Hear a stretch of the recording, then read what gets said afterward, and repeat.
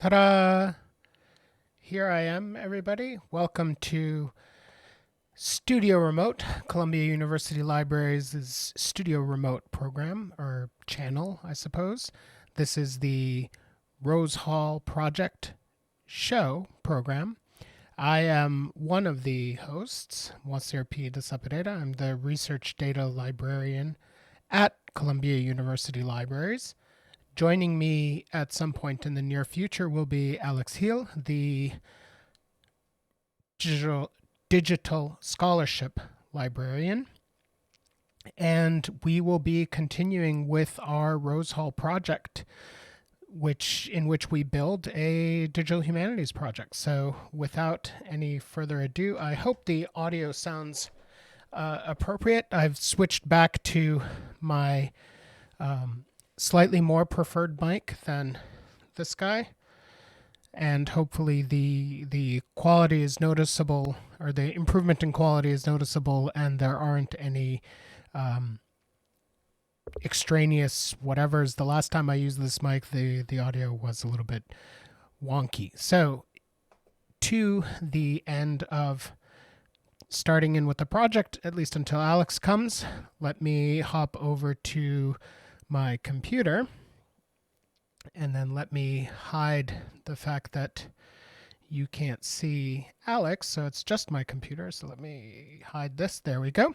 So now it's just me and my computer. Okay, so we got quite a lot done last week in terms of the project. We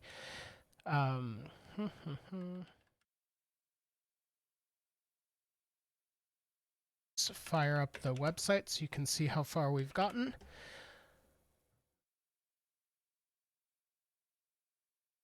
We ran into this not problem, but this sort of question of, we were trying to figure out what to do with the fact that the birth dates that we have for the enslaved people whose lives we are tracking in the project are inferred. They're not real, and so as a result, they're also not. They shouldn't take up as much space in the visualization. I don't think that they would if we tried to bend the visualization to work on those birth years. And Alex has come in, so let's invite him in, and we can switch back over and talk to him for a little bit. So let me go over here. There we go. Alex, speak. Hello. You are hearable. Yeah, sorry, I was taking a quick shower. A quick shower. How was your siesta? Oh, so good. Should I not mention the fact that there was a siesta? I really needed it. I've been working since 8 and I was just crashing hard. Yeah. I last night went to bed at a normal hour, like for normal people, for the first time in what feels like forever, and was startled when I woke up 10 minutes before my alarm. I was like, what's going on here? Why does this happen? Who okayed Good. this? I'm glad to hear that. Oh, Yeah. wait, what is going on? We're slowly emerging out of something, I don't know.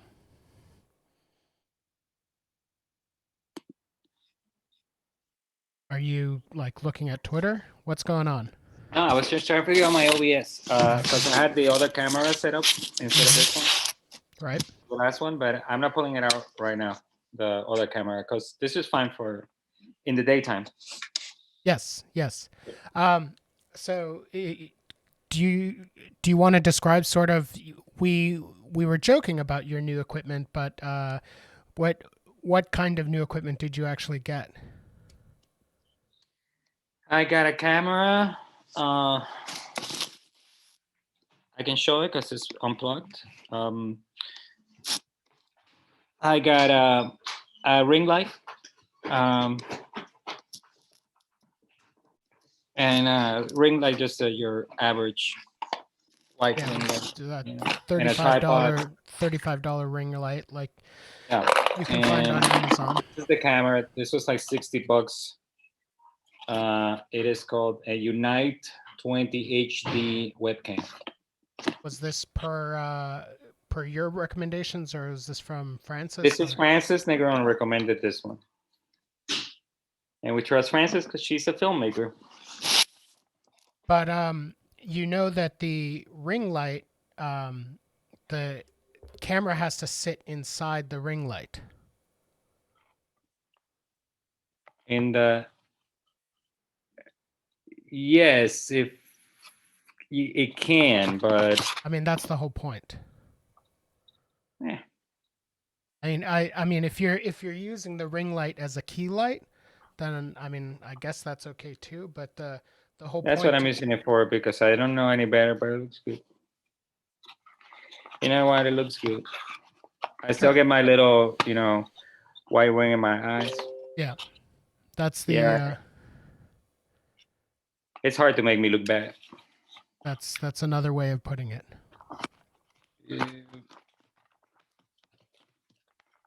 Just endowed by nature with this. What did you think of that Libé post that I sent today about the return of the man bun? The what? The return of the man bun. Oh, I would be wearing my man bun, but I think it's a little didn't like it, so this is what I get. So we're not too side baseball-y here. Let me pull up Twitch on.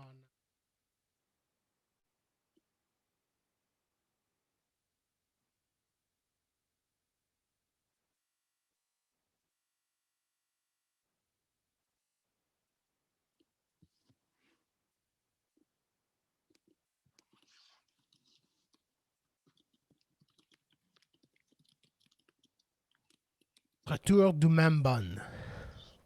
Watch out. Oh, the sound is gone. Now it's back. Okay. Kay, you may have been hearing the fact that there's a noise gate, maybe. So I have to make a certain amount of noise before you can hear me. Okay. Or the encoding got overloaded, which is what it says now. But welcome, Kay. Thank you for joining us. And then the other thing, what was the name of the camera again? Ultimate Clear One. Clear One. I have the link somewhere. It's what Francis recommended. It's what she's using, and I've seen her on Zoom. She looks better than everybody on all the Zooms she's been. I mean, I would venture to guess that that's a function of lighting and composition than the actual camera. She said it's all of it. She was trying to teach me a little bit about filmmaking, and she said it's all of it. Right. The sound, the light, the composition. Right. So this is the camera I used to use. This is a Razer Kio, and it boy was it hard to get, because I wanted to get it back when the pandemic started, and it was completely sold out. And it has a little ring light, and I got very frustrated with it because the ring light didn't seem to work. Obviously it worked, but the effect was that when I turned it on, it just looked like I was in a smoky space.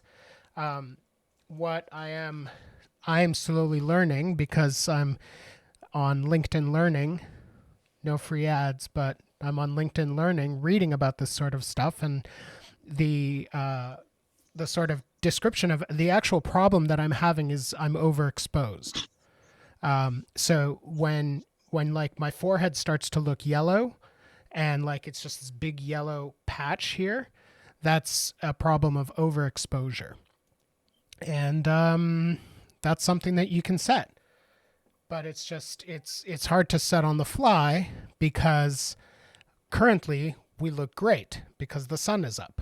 So we're both lit by the sun. For me, the sun is acting.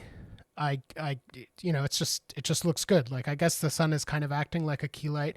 I have some backlight activity going on, but nothing that would actually provide the kind of definition between me and the depth You know, same with you.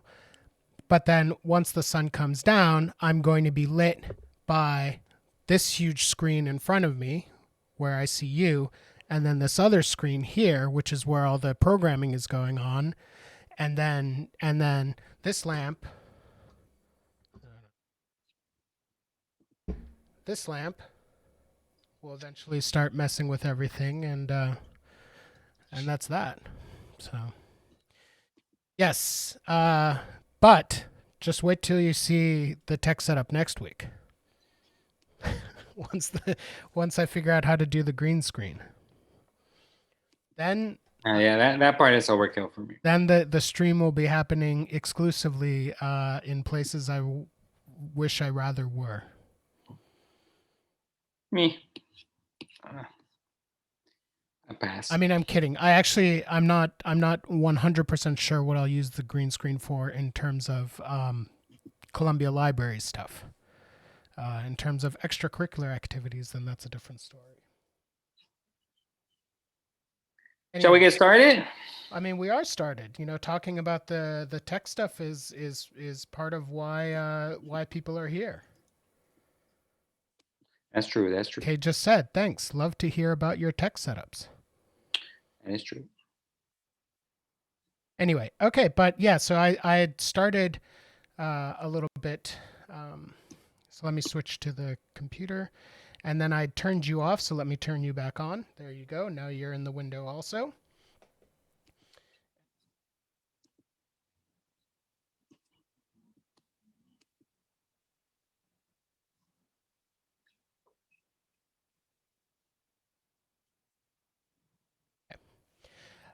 So we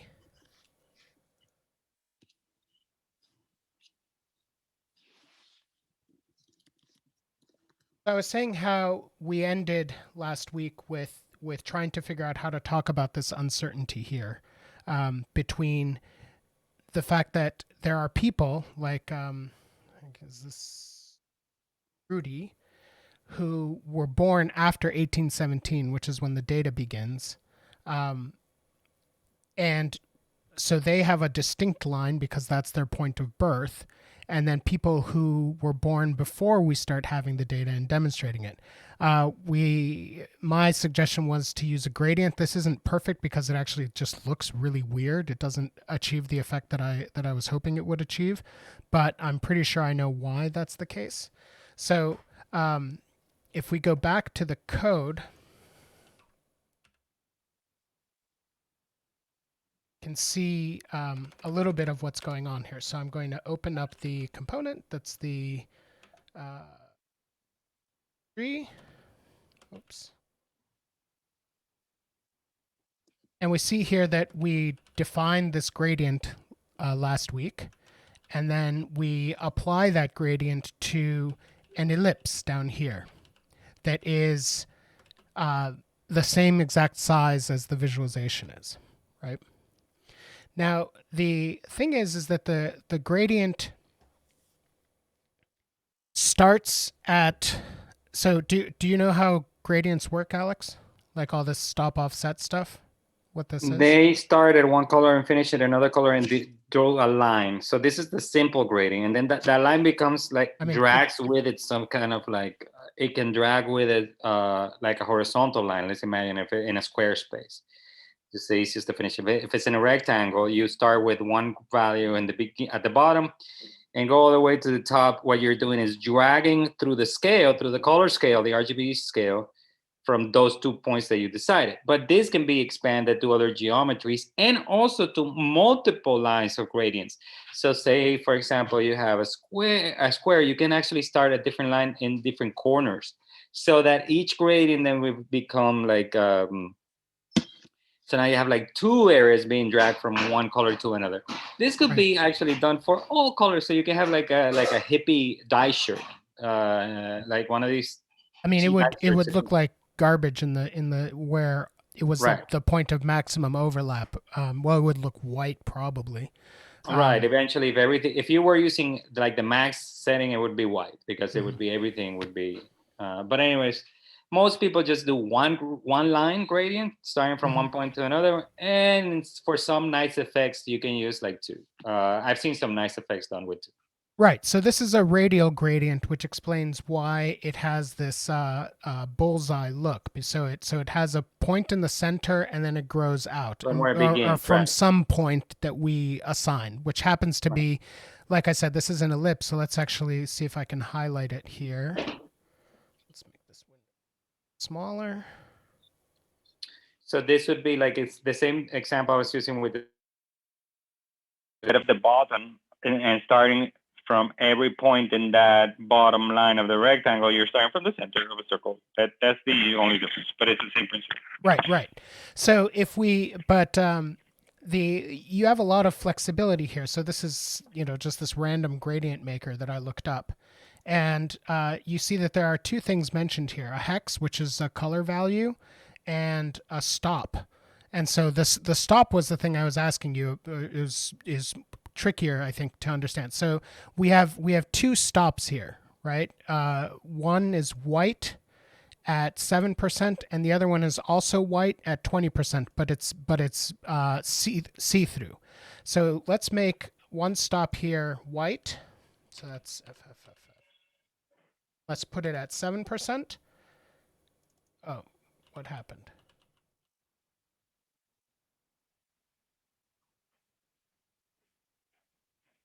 Go. And let's make the other stop just full blue. RGB. 20%. So the gradient we have now, and you can see it up here, is really white, then goes from white to blue, and then is really blue for most of the rest of the time. So, we can play with transparency here. So let's make this all white then.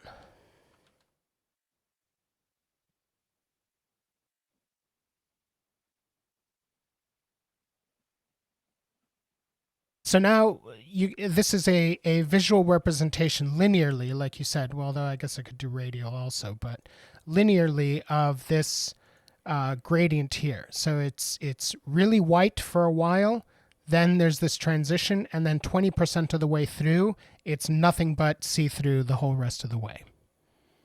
Right? This is a nice little web interface. What is this called? I can't read the URL from my screen right now. It's cssgradient.io. I just typed in gradient designer into Google. So like no free ads, but it works and it does what it's supposed to. So good for them. Now, so with this in mind, like Alex, what to you looks wrong about this gradient? Like this isn't this isn't a trick question. Go ahead. Sorry, say that again. It's too white on the. It goes too white into each of the colors. What do you mean? Visually, it goes. It still looks white inside the blue, inside the orange. It still looks like you're putting white on top of it. Mm-hmm. It doesn't look like it's the blue that's fading or the orange that's fading. It also has like a dark ring around it. Right. And this is actually a really good point, because I thought what you're saying is so what is the difference? So let me just see what color this is.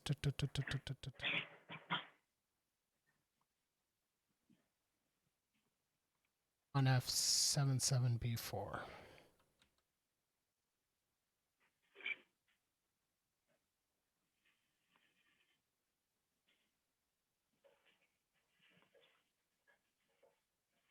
So this is the functional equivalent of what we have here, right? Now, does this look like this blue is emerging out of somewhere? I don't know. No, well, so if you imagine white as blank, does this look like this blue is like appearing, or what does it look like?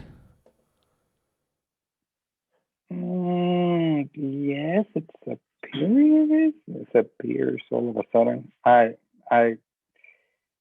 just have a hard time matching those words to the reality I see. Like, might it help if it appeared more quickly?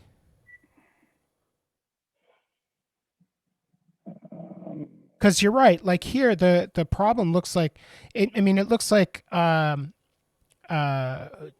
were those candies called? Certs. It looks like a inverted certs. Certs are white with like a little blue in the middle, and this looks like the inverse of it: white in the middle with color around the sides.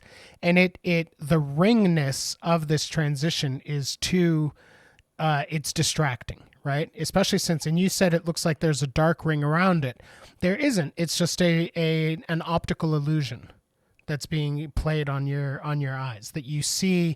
Like, I mean, I understand what you're saying, because I can kind of see it too. Like, it seems like there's a darker green here than here. Yeah. But that literally can't be possible. Right. Except I see it. Right. So it would be like, you can kind of see that here actually. Like, there seems to be a dark blue line here that's darker than what's over here. Yeah, the only solution that I can think to all of this is to do a different gradient for each of the slices. For each of the slices to be gradient, not to overlay a gradient on top of it, but to start each slice with a gradient. That's part of why I did this, because originally last week when I was thinking of doing this, that was the plan, was to overlay a unique gradient to every single wedge. But then I was like, well, that's the same thing as just overlaying a gradient on the whole thing, because I mean, that's what you're saying now. That's what this is, but it still has the same problems. Yeah, this is this. So if we created one gradient for each wedge, it would just look like this. We'd have the same problem. It would look like there's this. Not if it's a different size. What do you mean a different size? Like each gradient is a different size, but then that causes a different problem, which is if we actually calculated the sort of stop points based on some relative value to the numbers available to us. So that it will create a subtle difference between the different gradients. Let me stop you for a second, because then the implication there is that I mean, the idea is that this line here, when the color hits full, that's 1817, right? So here on the gradient here, let me see. No, that just hides the visualization. So here, like, the idea is that when the fuzziness stops, that's 1817, and that may be clearer once we add a scale or whatever. I don't know. Like, this is unclear. This is why we're talking about this sort of thing. But but there are also, there are other things we could do. We could add another stop. And what we could do is make this stop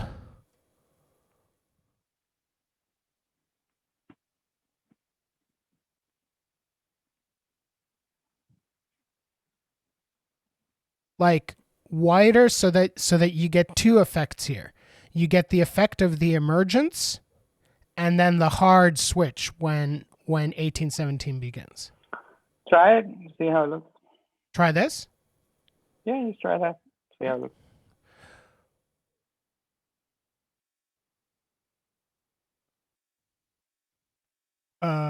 Let me figure out how to do that. So we'll have another stop. Whoops, just like this one. But let's put it at 19%. Let's put the opacity at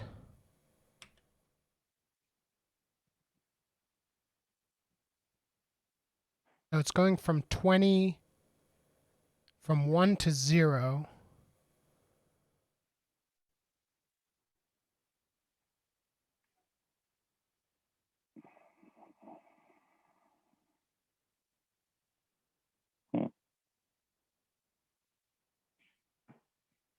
Okay, obviously I did something wrong.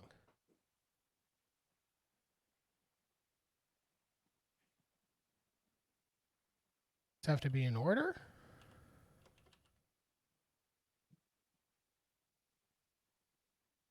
Why is this complaining? Why are these red?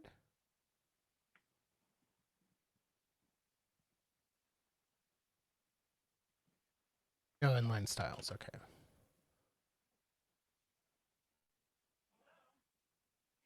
I mean, don't get me wrong. These look cool. They're just not doing what I want them to do. Wait, why are there 4 now? You copy and paste it 2 at a time. Okay. So this is that effect that we were talking about, where there's a fade and then it stops very quickly. Looks better than what we had before. I think so too, but you know what I also think? I think that the gradient itself is maybe a little bit too long.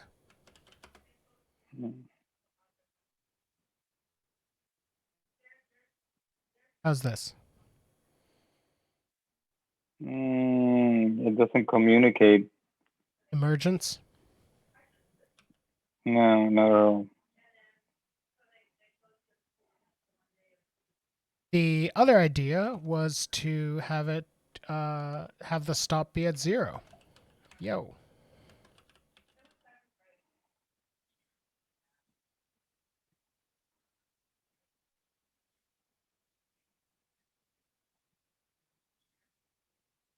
That's not bad. So obviously it'll never look like this. This is a better example. Right. I think I want a little bit, though.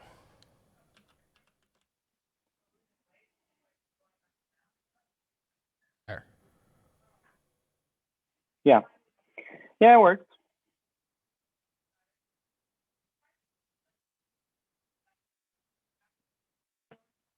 And then we can also make this. Let's make this 0.75 to make the transition even more jarring.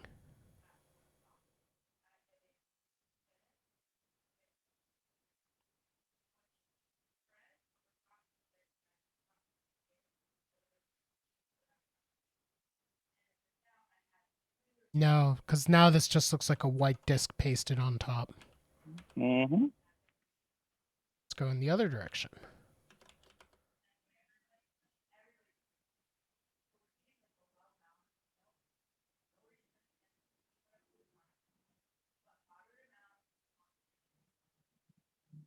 So I think that this works the best, but I'm still not really feeling it. But maybe once we have, let's get some. I think that once we have the real data, it might look a little bit different. Maybe. And when these wedges are thinner, because we're gonna have a lot more data. Precisely, yeah. It'll look less like a white sticker on top of the, or like a stain, or I don't even know what. But that's cool too. I mean, it's not, but it'll work. Okay, so I think that we are we're okay with the gradient for now.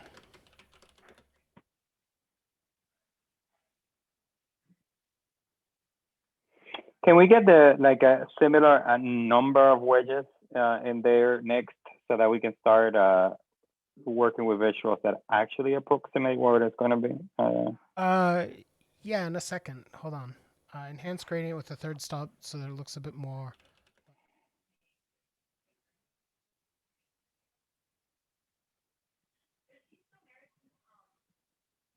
I don't know anything about PGP, but I have a funny feeling maybe I shouldn't be like broadcasting this ID on my streams.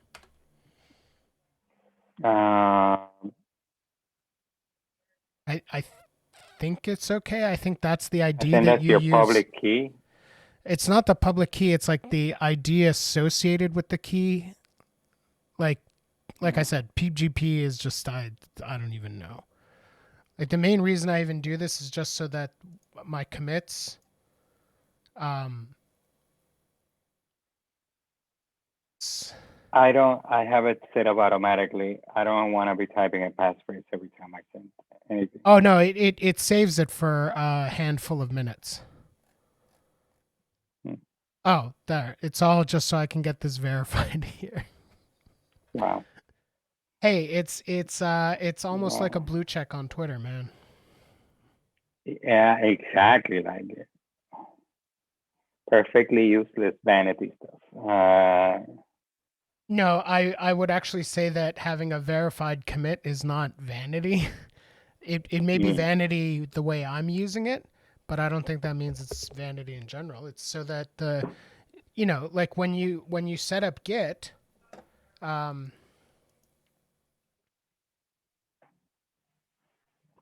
I only say useless vanity because I don't have a blue tick on Twitter. When I get mine, I'll this defend definitely it. Though. sounds like I went to the wrong way. Say that again. I only say that because I don't have a blue tick on Twitter. But when I get mine, though, I'll defend it to the death.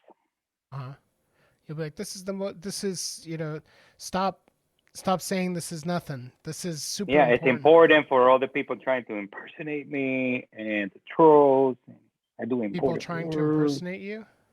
No, but I'll say they are. Oh, there are a lot of Git clients. Yeah, I only know one, the terminal. So in Git, when you install Git on your local computer, you can do this git config global user.name first name last name and then git config global yes. Right? I did that.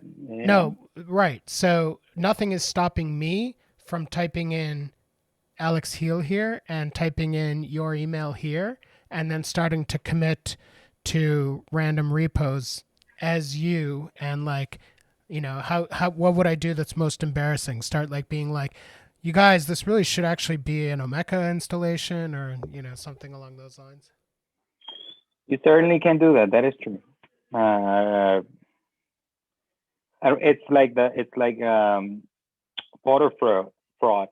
I'm sure it's happening everywhere. What fraud? Like voter fraud. Voter fraud isn't happening. What are you, a Republican now? Neither is people sending in commits as somebody else to actual real projects.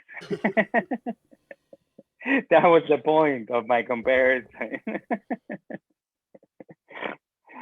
I wanted to write go ahead. I wanted to write a tweet today. Kay points out that the blue check actually doesn't mean anything. There's no standard process, but we still want one. I mean, that's right, but you still want one. Yeah, I want one. It's fancy. That's like the only way you know that you're an important American now. If you have a blue tick, I want to be an important American. Like in this country, every singer and rapper and TV star has a blue tick. Like, why are they more important than librarians? Doesn't make any sense. I mean, I guess like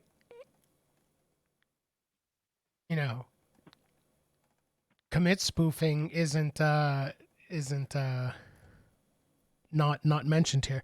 Oh, but about the voter fraud thing, I got a bunch of emails today, and I wanted to tweet that's like, something like, "God damn you donate to a bail fund once, and now the whole internet thinks you're a Democrat." But then I didn't want people to read that and think I'm a Republican. Two-party mentality. Let me tell you about libertarianism. I'm kidding. I'm not a libertarian. But imagine. I like how you in like one single statement on our show both used a curse word and made a political statement. Everybody, I just want to know that each of us represents ourselves only. If you're gonna cancel somebody, cancel Monsieur for being a potty mouth and also making political statements. I think that kind of potty mouth would have been fine. I mean, I can tweet that. I think without getting into any trouble. So I think I can also. I mean, Twitter is super fine. Twitter is super fine. But anything where we have the logo. Okay. Maybe I'll beep myself out then when this goes to YouTube. I like it. Kay, don't tell. You would learn how to do that technology, the beeping technology. Because I'm about to do another show. with someone who's a notable that's not known possible. potty pants? Of course it is. It's the famous 5-second delay. You don't remember this? Like when or we could do when Martin Lawrence hosted Saturday Night. Was it Martin Lawrence or was it Andrew Dice Clay? No, it was Andrew Dice Clay, I think. When Andrew Dice Clay hosted Saturday Night Live, I'm old. Like in 1991 or 1990. It was a huge thing because like he was so infamous and, you know, for like the just the misogyny of his act and all this sort of stuff, that there was protests. Like Nora Dunn and Kevin Nealon, I think, boycotted the show for that episode. And then, if I recall correctly, it was for him, but they made a big point of saying that for the first time ever, Saturday Night Live is going to be on a 5-second delay. So if Andrew Dice Clay should drop an F-bomb or something along those lines, you know, that's that. The Martin Lawrence thing is when they show his show in reruns, they don't show his monologue. That's what it is. Because I saw that monologue live and I was like, oh my God.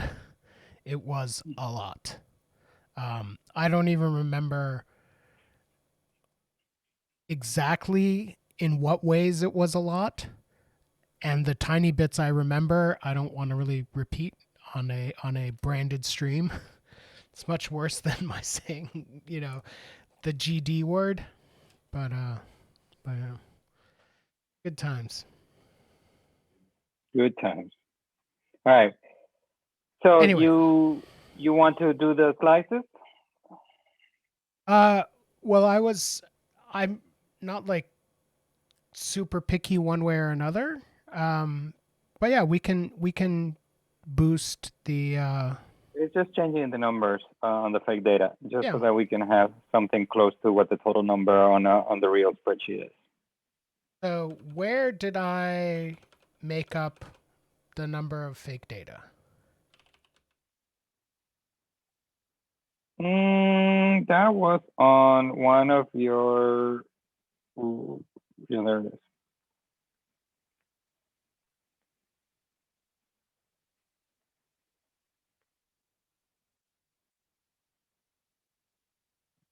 Is that what we have in the original spreadsheet? 200. Okay. 208, 207. Let's see how it looks. So yes. This so isn't this is really... a much different graphic, and this is what we have to deal with. So there are a couple things here.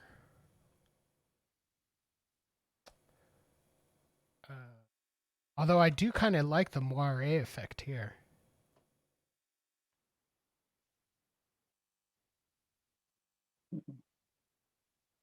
So there are...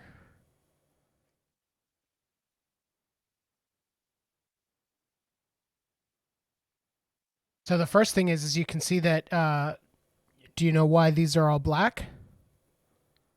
I was trying to figure out why, but I cannot for the life of me figure out why, because you only said a limited number of colors and then didn't say start over again from the beginning after these colors are done. Close. So the way we get the color is we use scheme category 10, which is an array, and we pass the index value into the array. The problem is that the array is only 10 long. Right. So it's similar to what I was saying. So what we have to do is we have to start the index from 0 once it reaches 10 again, so that it repeats the color, or come up with an actual meaning for the colors rather than assigning random colors just to distinguish one person from another. One of those two. Which one do you want to do? You can do this.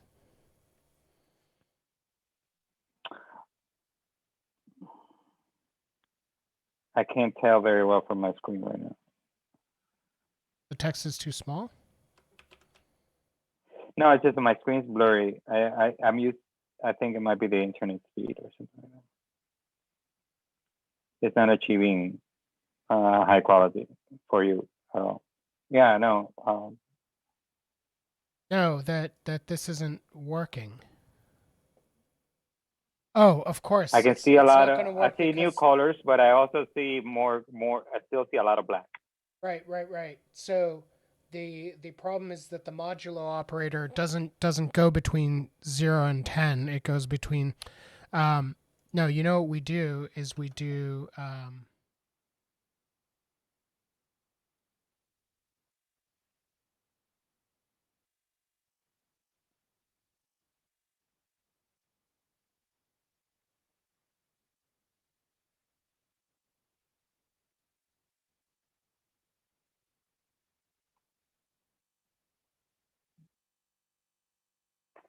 If the index is 105 and you do modulus divided by 10, and then the modulus of divided by 10, then you'll get 10. And if it's 90, you'll get 9, etc. So the only problem is that, of course, with 200, you will get 20 and 19, etc. like that. So you might want to divide it by 20. Well, we have to get a number between 0 and 9. So right. So then divided by 20. Any number, divided by 22. Any number 208 divided by in any way by 22 will give you something from 0 to 9. The 0 you will not get a 0. But oh no, you will. Can you get a 0 in modulus? No, you will get 1, even with the lowest number. Oh, I see what you're saying. So divide these arcs by dot I by 20, and then get the modulus of that. I see. 22, sorry, not 20, because 20 will still give you 10 at some point. Or actually do it by 20 and then do -1, because that's going to get you actually 0 to 9, as opposed to doing it by 22, which is going to get you just 1 to 9. So divide, put it all in parentheses and then take 1 out of it. What the heck happened? Why didn't it work? Did I put the modulo on the wrong side? You might have. I don't know how the syntax goes on the JavaScript. Yeah, let's give them real colors. Okay. Instead. But I'm actually kind of intrigued why this is not working, because it should work in theory. You should get a number between 0 and 9 if you do the formula right that I'm telling you. I just don't think we're doing the formula right.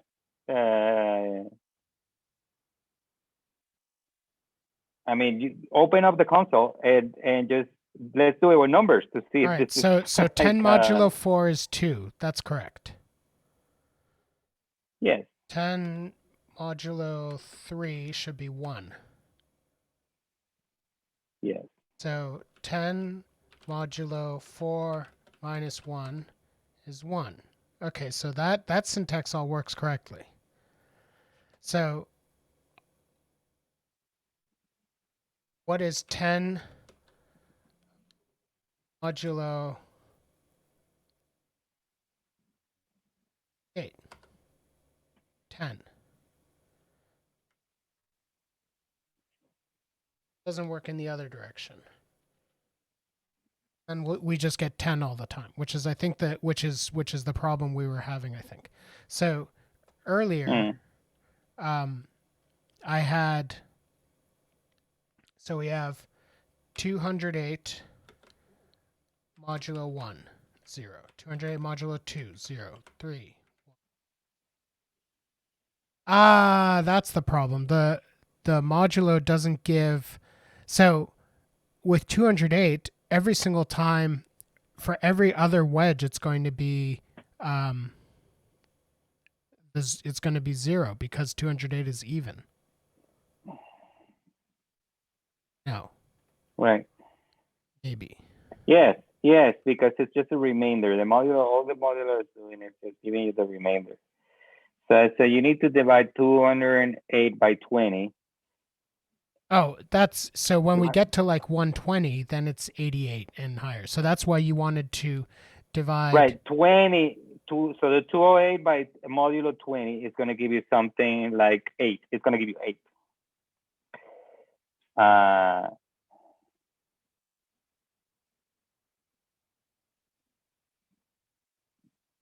Correct. So the idea here is that, for example, 180 still modulo 20, 189 modulo 20 is still going, or 188 modulo 20 is still going to give you 8. But if you do 187 modulo 20, it's going to give you 7. So, etc. So, like you can try, you can test. Like 188 is going to give you exactly the same modulo result as 208. Right, but we're using 20 here. But go ahead. Right. So the only problem we're going to have is for numbers lower than 20. And that should give you, yeah, that might actually give you 0. I don't know what it does.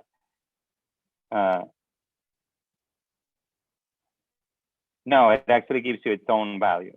So, but in theory, every number from 20 to 208 should give you a number between 0 and 9. If you actually take that same formula and subtract 1. And I can't believe I'm the one doing the math on this show.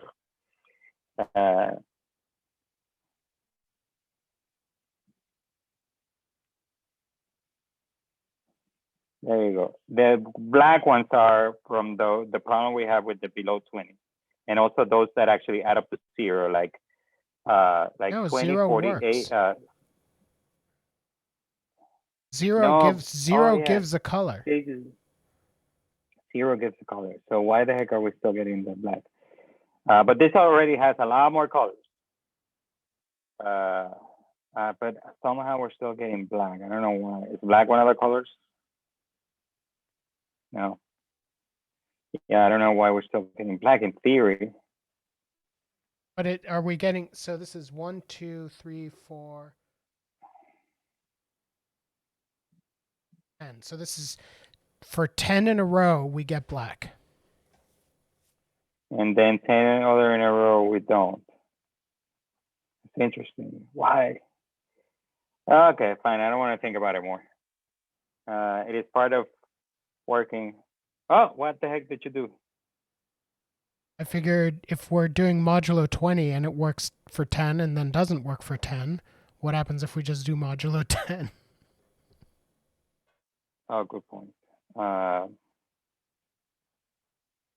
So that looks pretty. I can dig it. I mean, the gradient looks but I can't describe what I would do to the gradient to make it look more like what I want it to look like. I like the part where you're trying to trick me into describing what you don't even can't even describe yourself. It's not going to work. I know what you're up to. You describe it first, and then we'll do it. But this is fine for now. This is fine. I think. Just make it smaller.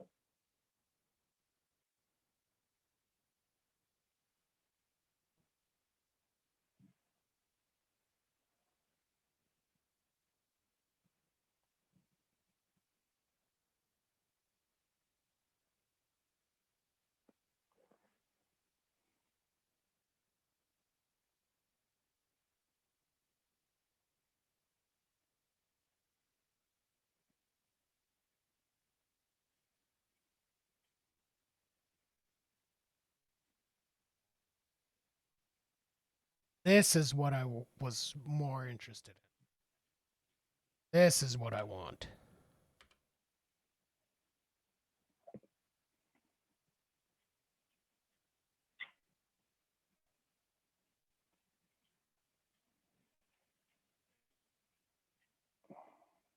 Yes, that's what I was looking for. This is what I want. It looks really nice. So now it's faint, but fast. And so you have this, you have the sense of emergence, but it's not Can you like center the your browser? Oh yeah, yeah. Let me make it a little bit. So And do Command plus like a few times. It's not going to work because it's going to hide the visualization. Oh, you think? Why? I mean, I don't think, I know. Because of the because we hide the visualization when we switch to mobile. Yeah. I mean, I can make the SVG bigger. No, but just use your accessibility features on your computer to. It's just so that I can see that you can create a magnifier in your computer. This is not I can also create a magnifier like this. That works too. I can dig it. So actually, just for the sake of my aesthetic sense, while we do this, can you add a little margin on the CSS to that div on the left, please? Just drives me insane that the left here. This sends you up a wall. This doesn't. Yeah, that a this tangent doesn't. is the board. These no, don't. That's fine. All this sends me up a wall. But I'm like, no, nope. That one. Just the tangent. just that tangent is the one that's driving me insane. All right. Just give it 20 pixels. Give it something for the sake of humanity.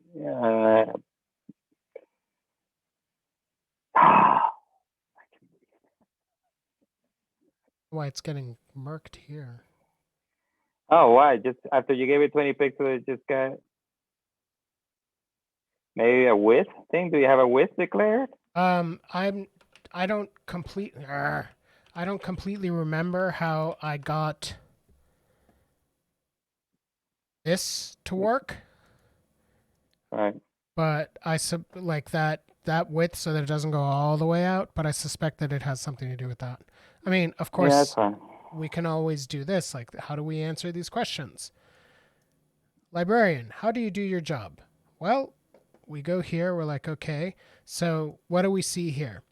We see, can you describe these colors? Give me a second. I need to mute myself first. So here in the developer tools, it's very useful. Like when you highlight over a certain part of the HTML, it glows in sky blue. But here you can see that there's sky blue and green and orange.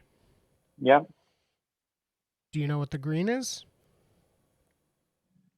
That's the padding. Padding, correct. And the orange? No, actually, yeah, because you did P2, right? Which is in what are we using? Bootstrap. In Bootstrap, that's like in Tailwind. 20 pixels. In Tailwind, it's like 20 pixels. No, I mean. Or 2 times something that Tailwind decided that it was the standard unit. It's it's half a rem, half an REM. Okay. So that's the padding, and the blue is the actual content area. And what's orange? That would be the margin. So something is giving a super fat margin here. So if I look here, nope.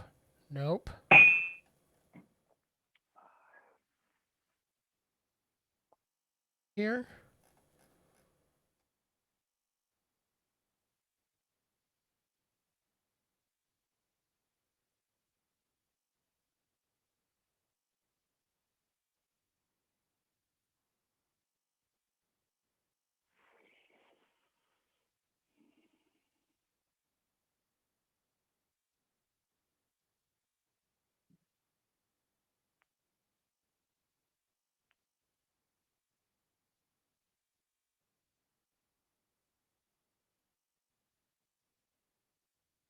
I remember why the modulus wasn't working with 20, because of course, if the remainder is 17, it's going to be black, or 16 or 15. Anyway, 10 works, of course, because the remainder will only be from 0 to 9. Duh. All right, sorry. It just hit me. You know, like 5 minutes later, you figure it out.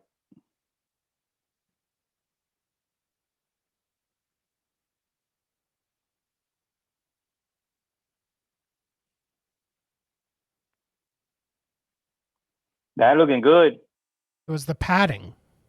Because the padding goes in. So the SVG has a width of 500, like the SVG element. And then when we're calculating the size of the circle, we're just dividing that by 2. So if it's already pushed in a certain amount and pushed down a certain amount, then that's going to clip. Like I didn't scroll down, but it would have been clipping down here too. Yeah, and eventually, though, for the final one, we'll probably do it a centered version of this. Oh well, yeah. I mean, clearly, yes. It'll be much more intelligently done. But this is, moving quickly. Yeah. This is what I wanted out of the gradient. You're right. I needed to just sort of chillax and not be all, whatever. In the words of my generation, this is looking baller. What generation is that? My generation. I'm X. Easy to remember. Alex, Generation X. So another thing that is kind of interesting as a result of this, or not interesting, but appeals to me.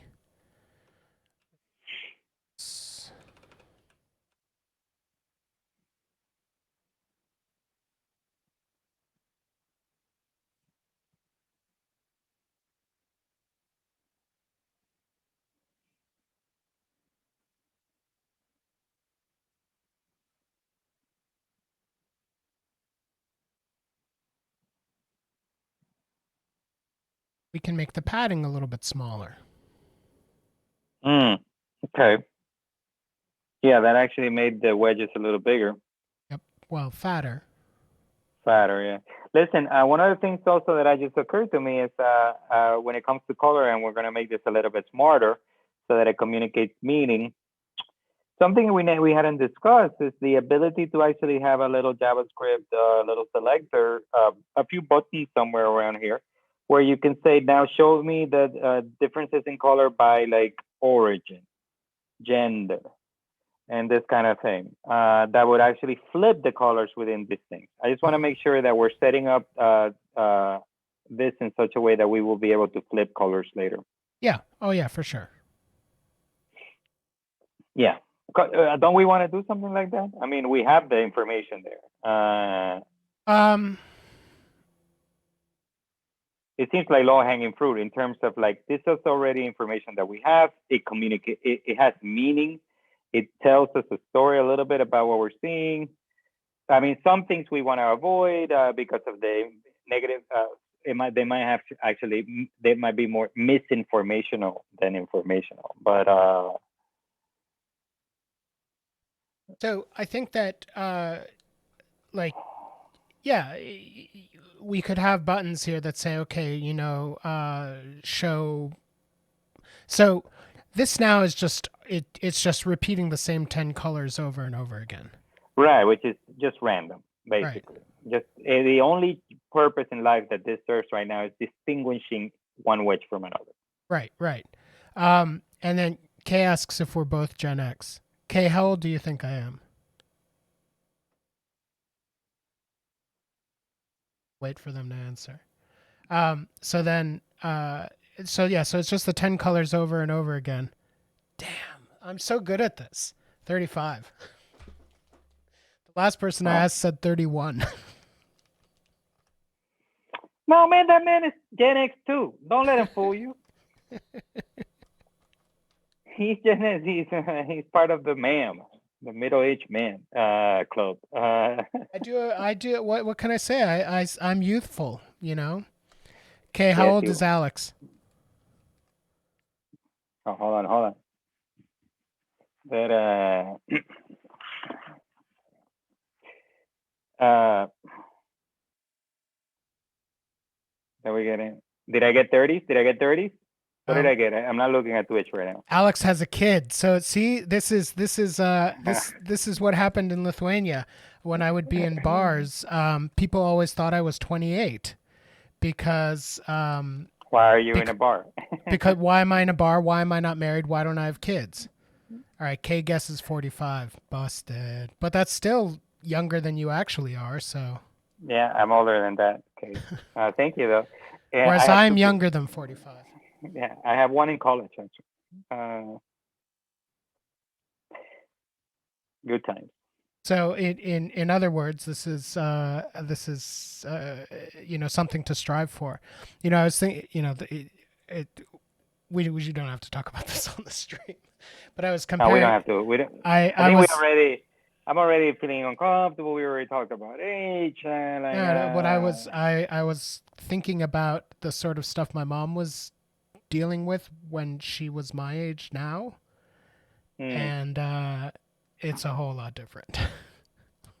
It's a different world I am in than my mom or my dad when they were this age. Oh, also, it's 4 o'clock, so I think actually we should Oh, take we a should little take a break. break. Yeah. Well, I mean, Yeah. this is a good place to take a break. We started talking about our ages and whatever. So, yeah. So let's And when come we come back back, at. we'll continue refining the visualization. Yes, we'll We stop can decide talking. what we'll do next. Yeah, we'll Yeah. stop talking about our ages. So.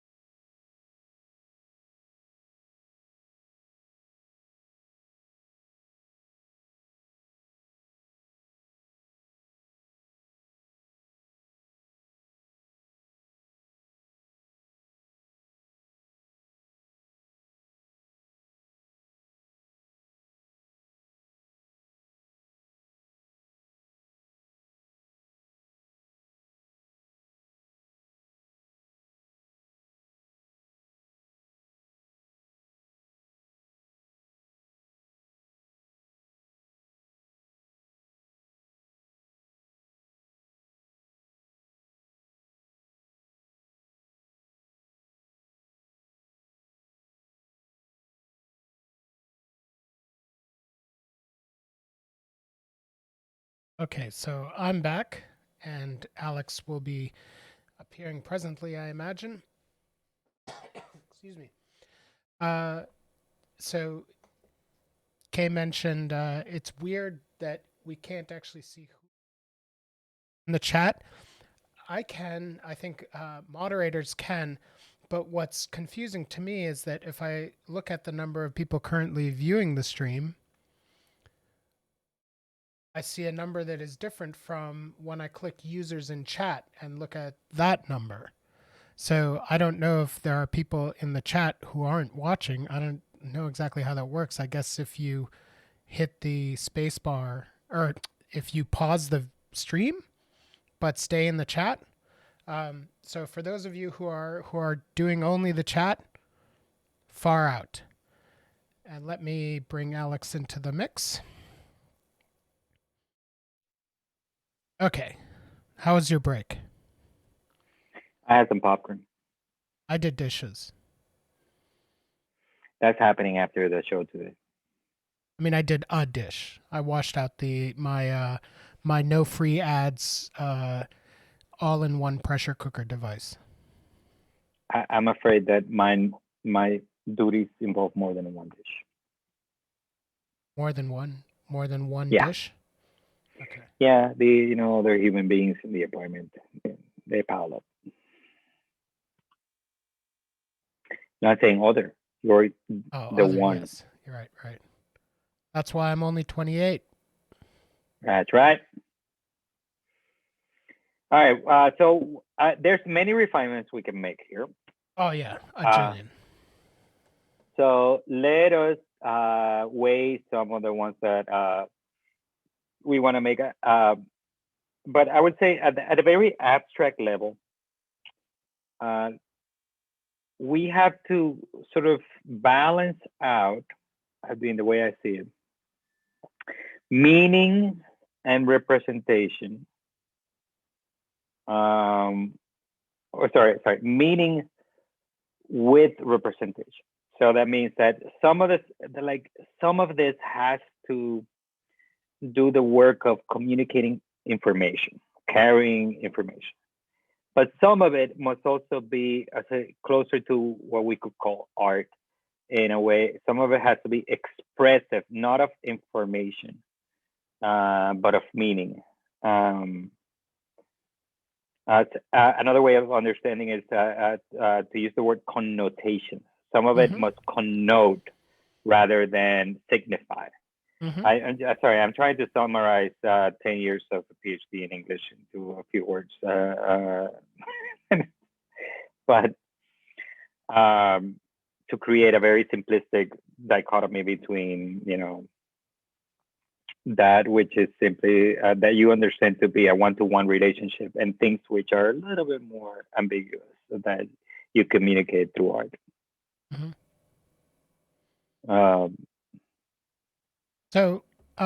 Like using an example, for example, say size meant like age. So you would say every pixel is a year. That's a one-to-one relationship. That's communicating information, and it can be done very straightforwardly. But say, for example, you wanted to use color in order to communicate gender. Now, all kinds of cultural assumptions have to come into play that are not going to be solved by a one-to-one relationship that is quantitative. And that's one way of looking at this kind of spectrum that I want us to think about between signification and information and meaning, representation. Right. So one thing we can do is start with looking at what's in the data. So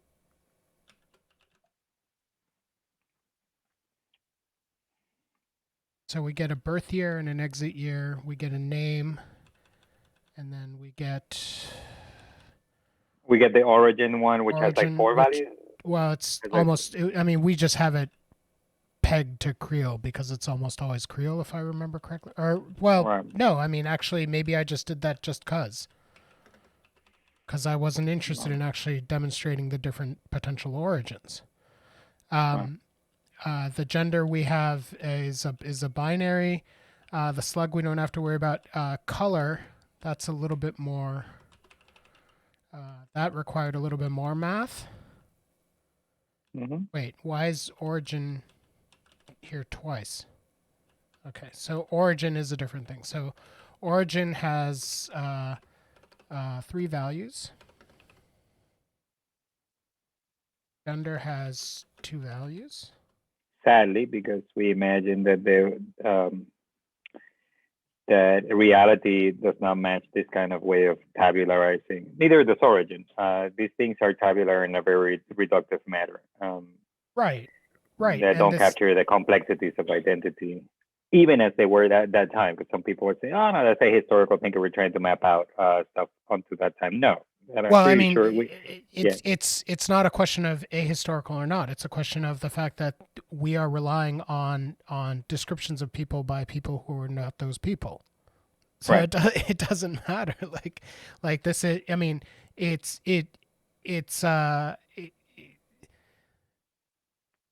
Yeah, it may not be the case that self-description. 100% of the people who are mentioned in the books would have said unproblematically, I am one of a Negro, quadroon, or Sambo. Like it may be the case that they would have all said that, but that's beside the point because we actually. I highly doubt it, because I'm that just saying actually comes hypothetically, from but that doesn't even matter because they didn't get an opportunity to say that. right. We only have. And that was the pseudoscience. No, but we also know that that is completely right-wing European pseudoscience colonizers by Saint Marie. We even have the names of the people who did the pseudoscience and published it, the pseudoscience. So I would be very surprised if you ask an African person or somebody born from African parents in Jamaica, like what they were, and they would tell you that. But very surprised using the same pseudoscientific language. Color is 4 values because there's mulatto also, and then there's 4 values for origin also, not specified. Yeah. Age, though, I think could be unproblematic. If it wasn't for the fact maybe we cannot trust the recorders through 100%. I think that, well, I mean, so there are a couple interesting things here because no one is forcing us to make this visualization have like okay, now color, everyone who is a quadroon, make them blue, and everyone who is Negro, make them green. Like no one is forcing us to do this. No, I don't think this was in Professor Naylor's request. Maybe I don't remember it being so. No, she did want to make. If I remember during the conversations that we've had about this, as ideas come to her while we're discussing the possibilities of representing this or representing that have come up in our conversations. But again, yeah, you're right. We're not being forced to do anything. But what we want to do is the best job we can at telling a story of these lives, centering these lives with the little that we have, and as crooked as it is. In the spirit of critical fabulation of our dear colleague Sadia Harman, who became university professor recently for her work on precisely on some of these matters, we want to also do our own version of that work in a new realm, in a new genre, in which not much work has been done to explore the limits of the genre, to be able to do this kind of work. It's a critical fabulation in the way that Sadia Harman talks about it. It's this idea that we have to fill the holes of the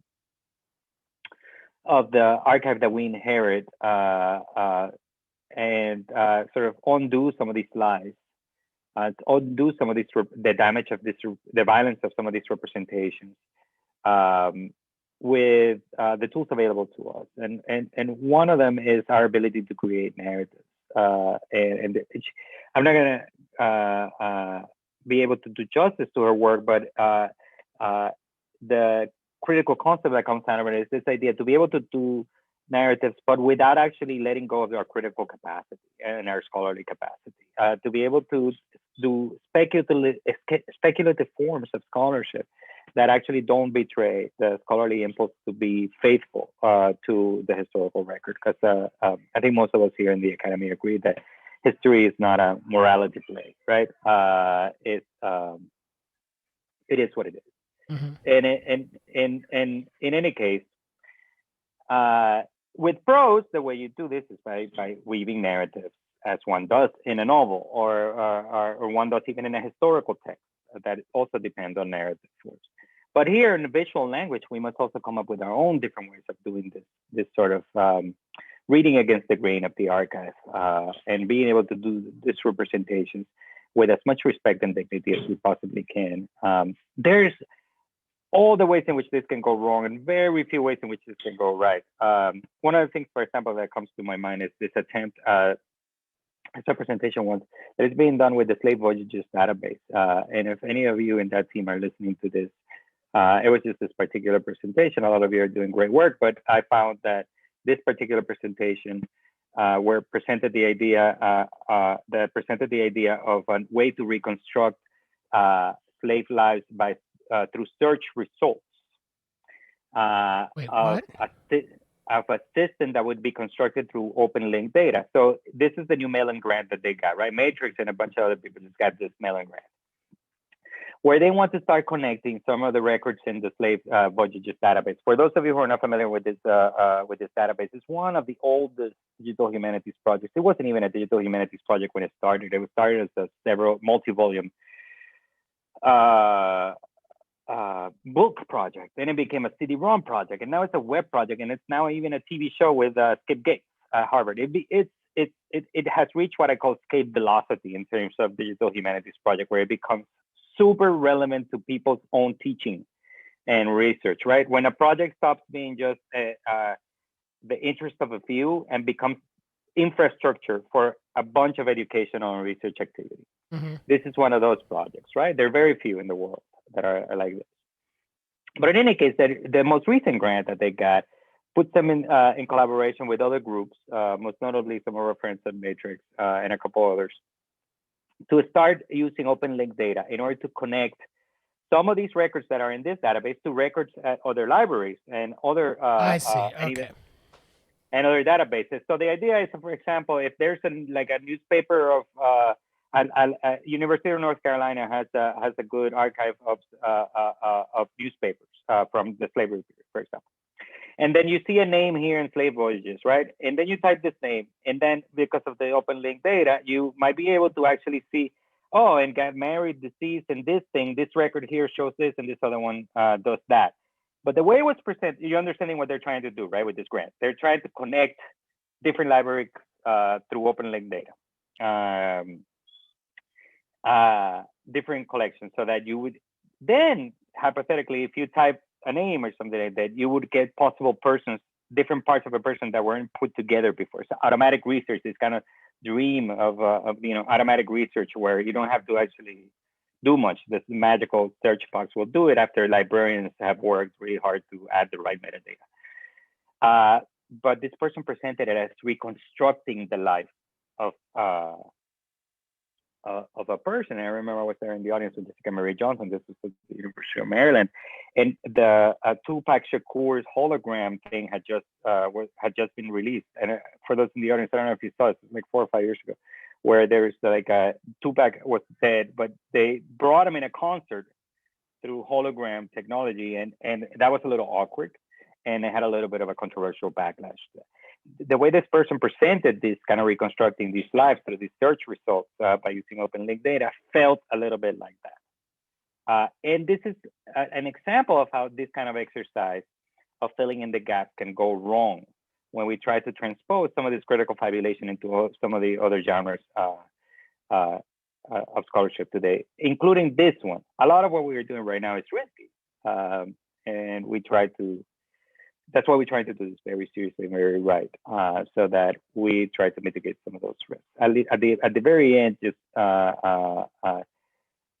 knowing that what we're trying to do is put dignity, center these lives with dignity, perhaps will protect us from some follies. But we probably need to remain vigilant, even all the time.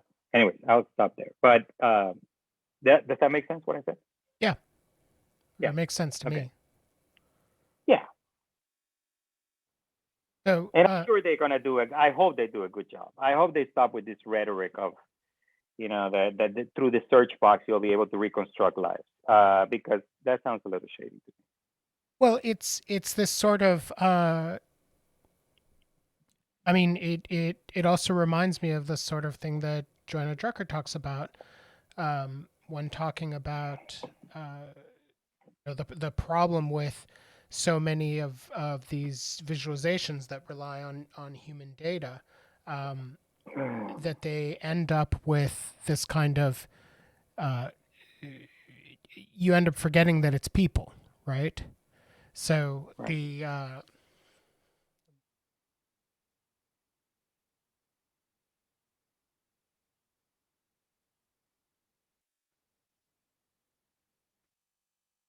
right, it's time for the panda. Do the panda. Yeah.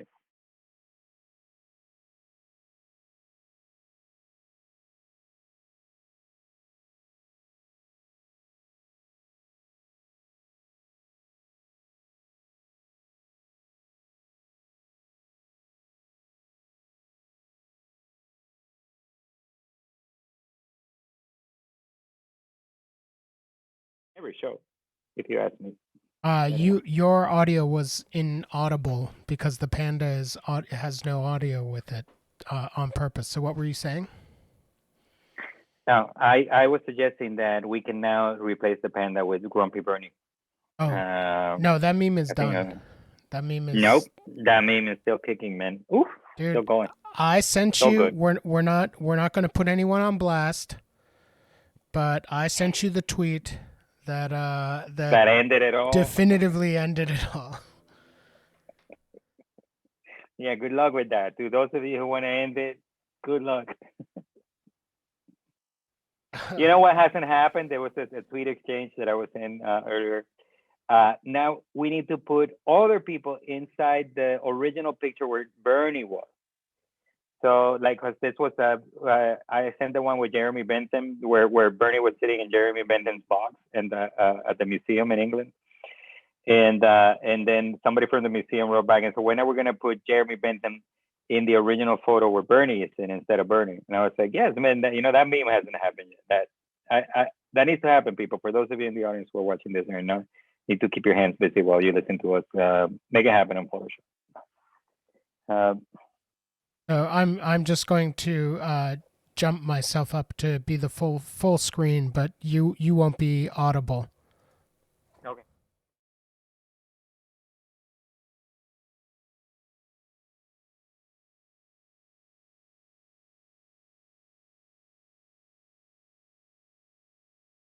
So there we go. That's from Joanna Drucker's Graphesis. It's page 137. It's a pretty awesome citational thing here. Here, just wait for the camera to catch this in focus. But what's reproduced here is I'm not sure who made the bottom visualization, but the top visualization is the famous graphic by Jon Snow of. Do you know about this graphic? Do you want to tell the story? I don't know that graphic. Oh, excuse me. You don't? Well, no, I couldn't see it very well. I could see the one in the bottom better. Okay, so let me switch to the computer and let's pull it up on that. But let's put it up on the internet. No need to pull it up from the book. Well, also, but there's this thing they invented called Google Books that is amazing, that we have access to most of the content in there through the library that you could have done. I like how you went analog on there and went to your bookshelf to get the actual paper book. Sometimes I forget that that I can do these sorts of things. So it doesn't look like there's an electronic version of this. So you were right. You were right to do the. You don't have a pirated PDF around there? You don't have to answer that question on branded TV.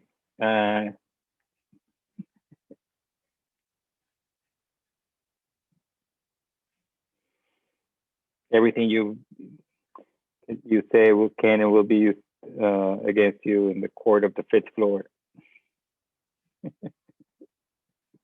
Hi, I'm just here. I'm just hanging out. I'm just a guy. Yeah, me too. I'm right there with you, buddy.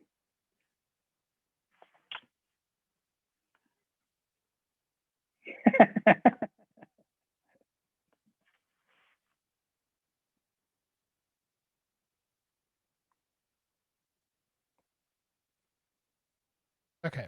So I this is so I was thinking about this when we were like doing the stuff with the modulo operator. That's it may seem like beside the point or silly or like something along those lines, but it's also like echt Studio at Butler stuff. Like that's exactly what would be happening at Studio at Butler. Is like we're like, wait, we don't actually we want to understand why this doesn't work, and now we're going to take a little bit of time to figure out why this doesn't work, even though it's not going to end up in any production software or anything like that. So Snow's justly famous chart of deaths from cholera. So that's what this is. I think it's from. Oh yes, now I know what you're talking about. Yes.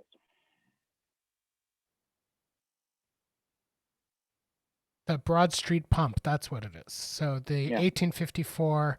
Do the images, and you'll probably get a good. You'll get it.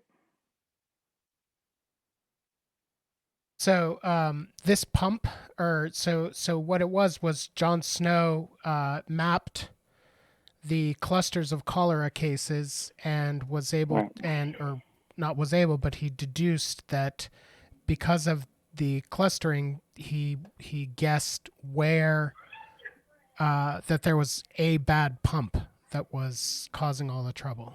Because of the center, the dots clustered around a center point, and the center point, what he found was that pump.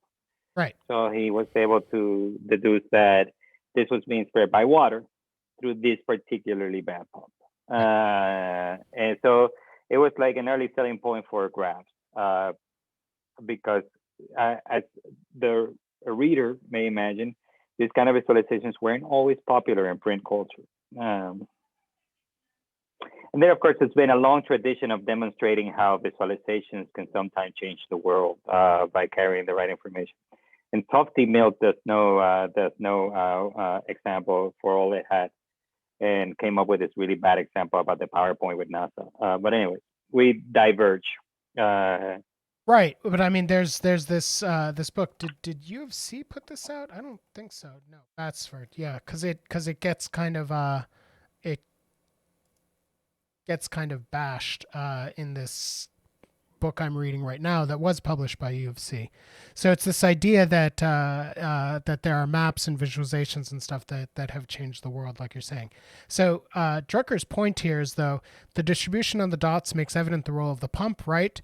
A useful map crucial to analysis, right? So it's all about, but then Drucker asks this question: who are those dots? Like each person has, like we're talking about these enslaved people in our database, has a profile, age, size, health, et cetera, and then making this point that many of these demographic features could be layered into this. So it's similar with our wedges. Like we could very easily make it so that, green means something, where you color everything by race or color everything by gender or color everything by origin. Yeah, but that's what I'm saying. Let's do it when it makes sense to do it. I mean, The point is, like, let's not do it for the simple fact that we can do it. We can actually do it for every category, every column. But what I'm saying is, let's think through each of the instances in which we would do it and figure out why we would want to do it. Is it still telling a story with meaning that actually, that also meets that criteria of, is it telling a story with meaning that that also respects the dignity of these people, remembering that each of these wedges is a person. Yes, I agree 100%. Yeah, so I want to because this is how this chapter closes. So I Heck, Coding with the Dead already got a copyright strike on it on Tuesday, so we might as well get a copyright strike on this for reading. Harvard University Press is going to come for us. So Drucker writes, then imagine drawing this same streetscape from the point of view of a mother of 6 young children, a recent widow, a small child, or an elderly man whose son has just died. These latter are all instances of the graphical expression of humanistic interpretation. They are as different from the visual display of quantitative information as a close reading of a poem is from the chart of an eye tracker following movements across a printed page. They are fundamentally different in character and in their basic assumptions about the role of graphical expression as an aspect of knowledge production. And this is the key thing. This is what I always return to when we talk about visualizations, is this is the way they have to be knowledge producers, knowledge generators, as Drucker typically describes it. We have a very long way to go, and this is completely true, in creating graphical expressions that serve humanistic interpretation, but I hope I've suggested some of the premises on which this work might begin. So this is what I showed to the camera. Was this is Jon Snow's map. Oh, I can see it much better now. Yeah. Not that good because it's still blurry because of the. I'm for some reason your feed is blurry today for me, but. Oh, okay. But then yeah. But then it's replaced with like the thing is tilted, the map is tilted, and then it has these people, because presumably these black dots, they do map onto a certain person. Yeah, so they're people, and like, I mean, I don't know if they look like if I kind of don't think that this here, like, these are reliable images of people in 1854 London. Not at all. But it did humanize them. So this is where, of course, it starts becoming fabulation, right? This is the fabulation part. Right. And so this is what I was getting at, is that yes, this helps us remember that these are people, but then, like I said, like there's no way that you're going to have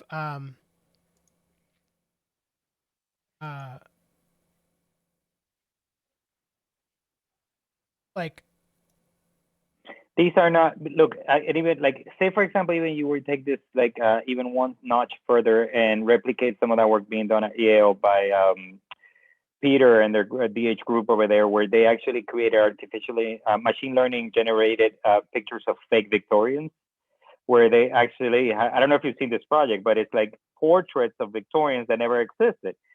Which is not hard to imagine how that's done, because you guys have all seen those apps where you take a picture of yourself and you age and this kind of stuff, where fake people is possible today, right? There have been even articles on magazines in New York Times. But even if you had these kind of accurate machine learning sort of averages of what these people would have looked like based on portraits of that time, that survived of that time, it would still be fabulation. They would still not be the original people, right? No matter what you do here, right? To rehumanize, you have to have an element of fabulation. Yeah, so that's actually a good way of putting it, because right, like you're saying, so I can make fun of the fact that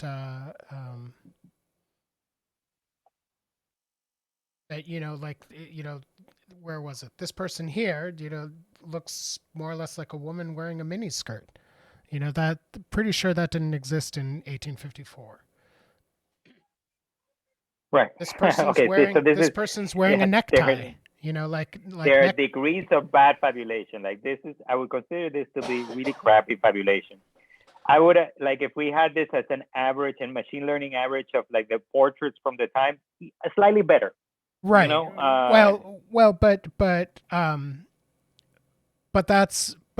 that's kind of the weird thing, and I think that this is the, we're just sort of repeating this point that you're making, which is that in the effort of trying to humanize it, it starts making these sorts of things, and we can kid around and say like, well, this is kind of funny, and actually these are the same pictures over and over again. Like this person, I don't know. Hey, I think I see Waldo. I think I see Waldo in there. I think he's in the back. I might be sorry, bad joke. But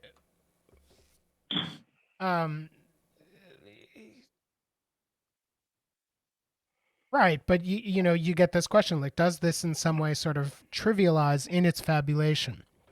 Especially This is because where, yeah, sorry, go ahead.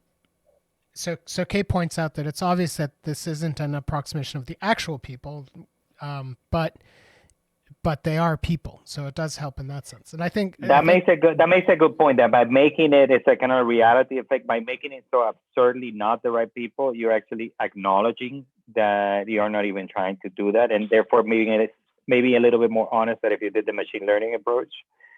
But this is where I think Saidiya Hartman's work kind of overcomes Joker's work a little bit, because this is where she emphasizes the critical element. So let's look at the machine learning example and see where, like, how criticality comes into play here. So say, for example, instead of these figures, we had actually, machine learning. One of the things that machine learning does really good is average out features of objects. If we're talking about images, it can actually, if you feed it 10 images, it can actually create an average of those 10 images. It's something that it can do because of its statistical approaches. But say, imagine we were to feed it the portraits of the time. Well, the problem is, if we were critical about the portraits of the time, we would know why that fabulation also failed, because it's like you were either getting the colonizers sitting in a very stately manner. These are the white people. Obviously, we cannot do that. But the representations of Black bodies during this time, leveraging the genre of the picturesque, of the sublime, because this is how they were selling, to people in England and France, etc., to proto-colonizers, the idea that they should come to paradise and own these plantations, were extremely unreliable in their way of representing Black people. So even that approach. What do you mean? Hold on. What do you mean unreliable? Like they're as inaccurate. But accurate. But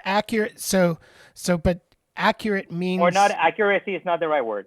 They are still the representation of somebody else representing another group. Right. Not accuracy, but they are still. You would still just be averaging the visual representation of one group by another, for another, of another. So this is where the critical part comes in. So fabulation, yes, but you still can't take off your critical mind and just this conversation that we're having right here is the antidote to having bad fabulation. It's to make sure that these conversations accompany the fabulation. So I think of like in Torn Apart, when we did Torn Apart, we knew all the ways in which our maps were lying, or at least most of the important ways in which our maps were lying and our visualizations were lying. So what do? We accompanied what we did with our own self-reflection about how the shortcomings of what we were doing. And I think this is something we can do for this project as well. And I think it would work well, something that we would do with Celia, actually to accompany the ways in which we think any sort of fabulation road that we take, as long as we are self-reflexive or self-critical, to use Gayatri Spivak's term, I think we should be okay. I don't know. What do you think about that? Yeah, I mean, that's a lot. I mean, we're going to be on the same page with this, I guess. Kay added in the chat that the picture of the people doesn't actually trick us into thinking that this is reality. It's the fabulation is very clear, and I think that That's a good point. What I wanted to get back to about what you were saying with regard to the slave voyages, or your description of the presentation of the slave voyages, is that you get the part that caught me was that with the Drucker example, like, yes, it's clear that these aren't like the real people. It's an effort to do this kind of fabulation, like you say, but it serves a wholly humanizing effect. Yeah. Whereas your description of the slave voyages thing, with the idea that you can do these kinds of searches and stitch together potential composite people, it goes beyond humanizing to individualizing. And I think that then gets a little bit, that's where it gets tricky. And that's where I think that certain is where you start running into problems where you get where it's possible to get carried away with the potential of something like open data to be like, well, we're not positive, but we're 98.6% sure that the Paul that is mentioned in this document is the same Paul as the one mentioned in this document. Yeah. And then both documents are like, and let that do by an algorithm rather than a scholar, because I think scholars do this all the time. But there's established methods that keep people real, that keep people honest and in check all the time, so that they don't get carried away. Mm-hmm. But an algorithm, I don't know. It would have to be. I just can't imagine how you could do this algorithmically in a way that doesn't do what you're describing, which is come into the territory of dangerously individualizing without any base, without a solid foundation to do the work of individuation. Mm-hmm. Because, and then additionally, it becomes kind of a question of like, well, what's the point? Why? And I mean, I know that we live in times when the need to individuate is heightened, especially from with respect to thinking in terms of trauma and effective responses to the world around you. But at what point are we importing that sort of view of the world onto like projecting it onto this to sort of try and make a trying to make some kind of like, that's where it starts to feel ahistorical. Like there's something much different between Toni Morrison's dedication in Beloved and what Claudia Rankine does at the end of Citizen. Where like, I don't remember the exact language, but I think the dedication to Beloved is like to the millions.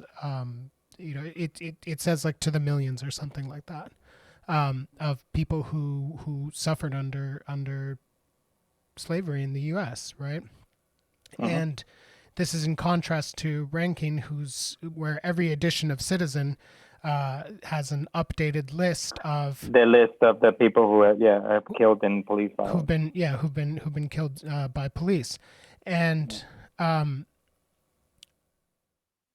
me, Morrison's point, like the point is in the bigness of the number, and there would be something. I think they both work for different purposes. Right. I think they both work in their own way, and actually they cannot be read outside of the text they accompany. So like I think Rankine's list goes very well with it, and the same for the Morrison. In any case, but yes. There is a form of individuation that is, I think, slightly discomforting. It doesn't do anything to alleviate trauma. While there are some forms, like saying their names, which have become cultural practices of shared catharsis that do serve a good purpose. The sort of version of this that I would call the Tupac hologram version of this is the one that makes me uncomfortable. But not only me, others who have experienced it, including the search results that were there in that room, were like, wait, and I still can't put my finger on it. I think you're on the right track to say that it's a form of individuation that is just bordering on a historical and making claims about people that are not necessarily don't feel like to be working the right way. In any case, maybe there will be some more clarity about exactly what it is that fails or doesn't in these things as we progress.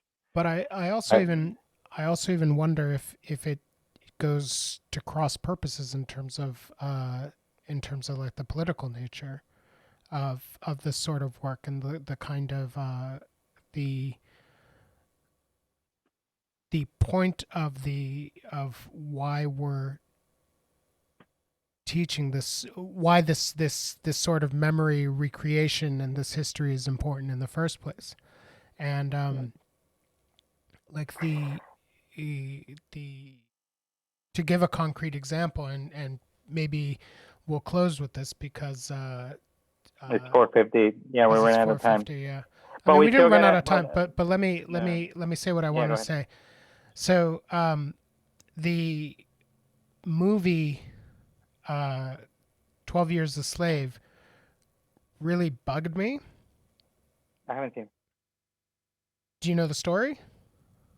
Yeah, it's one of those rare cases where an adult was kidnapped in New England. Was taken to New York to find, and he was wined and dined, and then was kidnapped. I do know that most of the people that were kidnapped, and it was a very common practice. It was a big industry and played an important role in American history in the 1820s, 30s, and 40s. Was children. But this guy was an adult, and he ended up in the South for like 12 years. Well, 12 Years a Slave. So Yeah. you're right. And I don't remember if he was born enslaved or not, but whatever the case is, um, part of what's I think what's that? that he wasn't.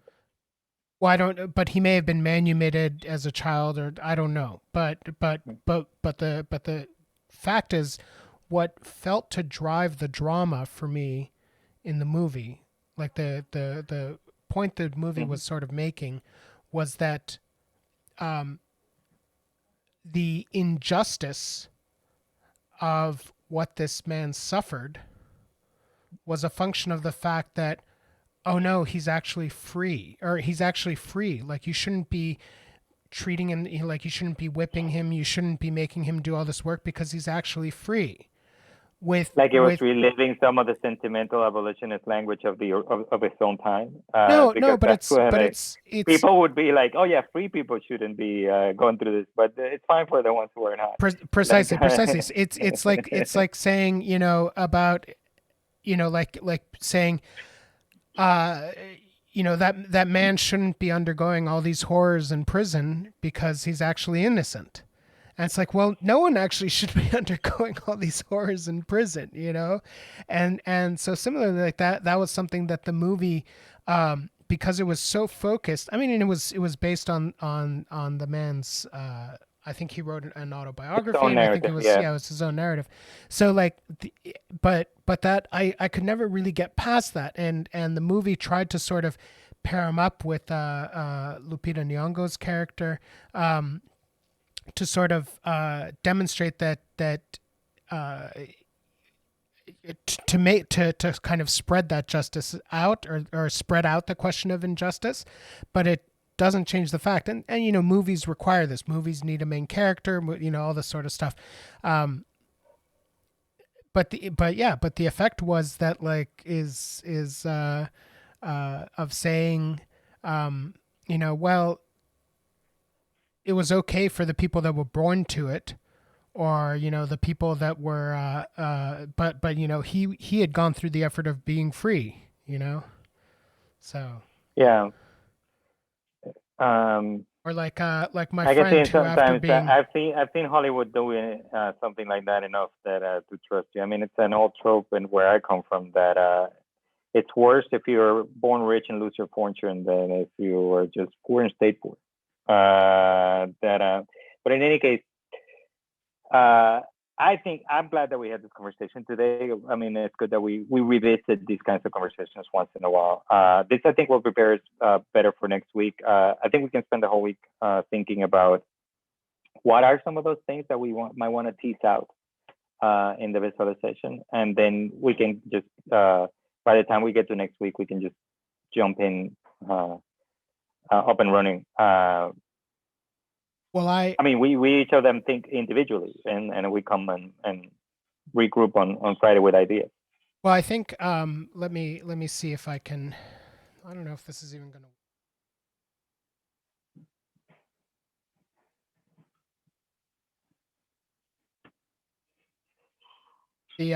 The other go-to example for what I was talking about was a friend of mine was hospitalized after problems with cocaine, and asked, I'm like, so, what's kind of your take home message from this? And her response was, I was expecting to hear like no more cocaine, but the response was, I'm never buying cocaine from that guy again.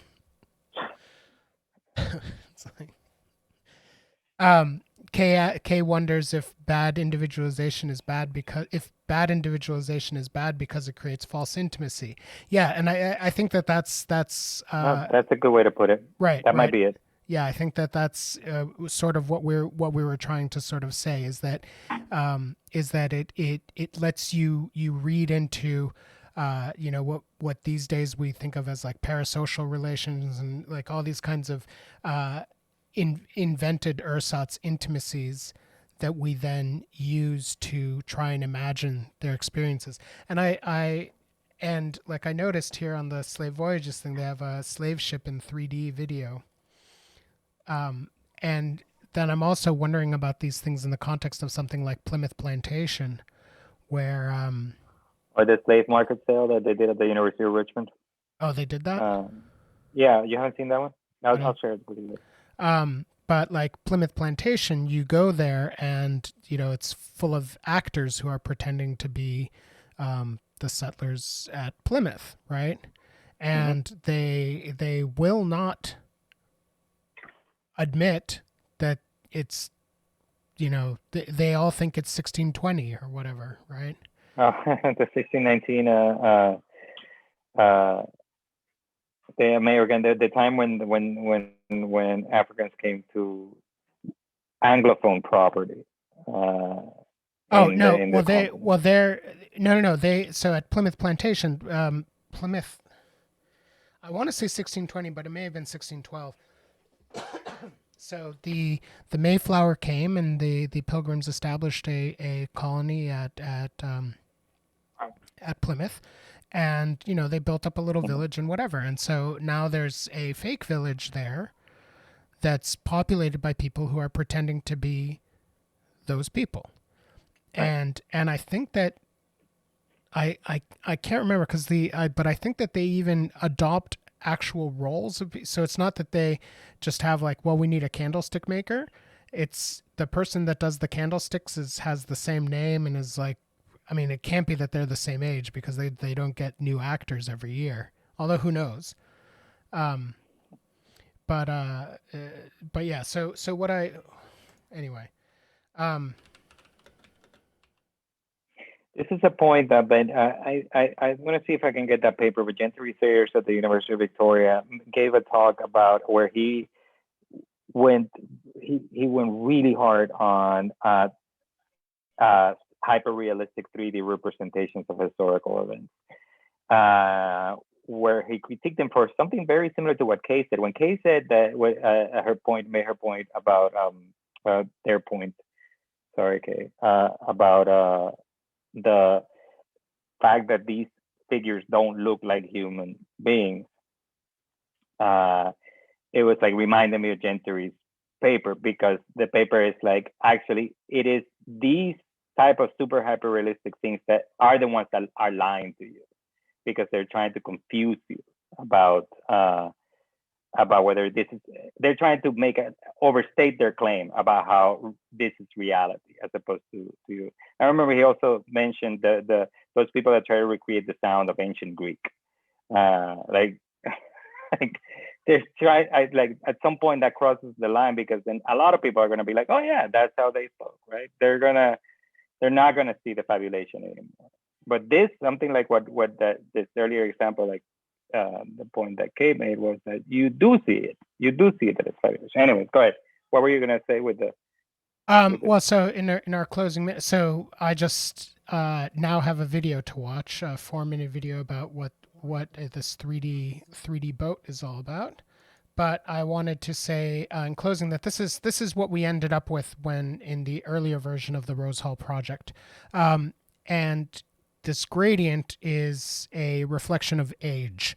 So because like this isn't the best example because it's only people who were born in 1817 or later, and it doesn't look perfect. But the idea is that the yellower the wedges, the older that person is at that time. So if you understand that this is a concentric circle of years, then you see that,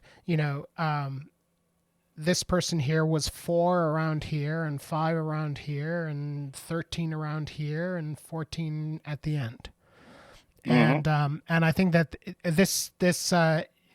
I think that this works reasonably well and has a rather striking effect. And we can look to incorporating it next week. Yeah, this sounds like a good place to start. I was always a fan of this. All right, well, everybody, it's 5:00. We will see each other next week. Do you want me to download the video today, or what are we doing? No, because I do the recordings now. I set it up to automatically record when I stream, so I have the recording now, and Cool. and it's 1080p as opposed to 720. So I'll put that up. Yes, our videos are on YouTube. Coding with the Dead will be back on Tuesday, hopefully with 0 copyright strikes, and then we'll be back next Friday to start coloring in these wedges a little bit and keep on talking about these important topics, I guess. So, bye-bye. Have a great weekend, everyone. Bye, everybody. Ciao.